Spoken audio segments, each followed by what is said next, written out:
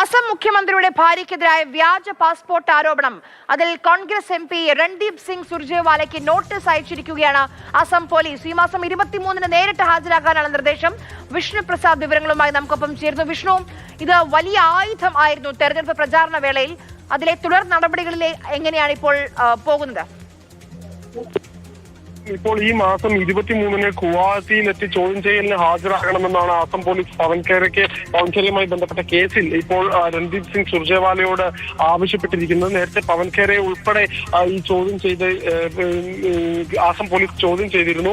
ഇപ്പോൾ കോൺഗ്രസ് നേതൃത്വത്തിലെ മറ്റു നേതാക്കൾക്കെതിരെയും ഈ കേസുമായി ബന്ധപ്പെട്ട അന്വേഷണം നടക്കുകയാണ്. കാരണം ഈ പവൻഖേര ഉയർത്തിക്കൊണ്ടുവന്ന ആരോപണം ഏറ്റെടുത്ത് സമൂഹ മാധ്യമങ്ങൾ ഉൾപ്പെടെ പ്രചരിപ്പിച്ച നേതാക്കൾക്കെതിരെയുമാണ് ഇപ്പോൾ ഈ കേസ് നടന്നുകൊണ്ടിരിക്കുന്നത്. അതുമായി ബന്ധപ്പെട്ട് അല്ലെങ്കിൽ ഇത്തരം പോസ്റ്റുകൾ ഷെയർ ചെയ്ത നേതാക്കളെയും ചോദ്യം ചെയ്യലിന്റെ ഭാഗമായി തന്നെ വിളിപ്പിക്കുകയാണ് അസം പോലീസ് ചെയ്തിട്ടുള്ളത്. കോൺഗ്രസ് നേരത്തെ തന്നെ ഈ നടപടി വേട്ടയാടൽ രാഷ്ട്രീയത്തിന്റെ ഭാഗമാണ് എന്ന് ആരോപിച്ചിരുന്നു.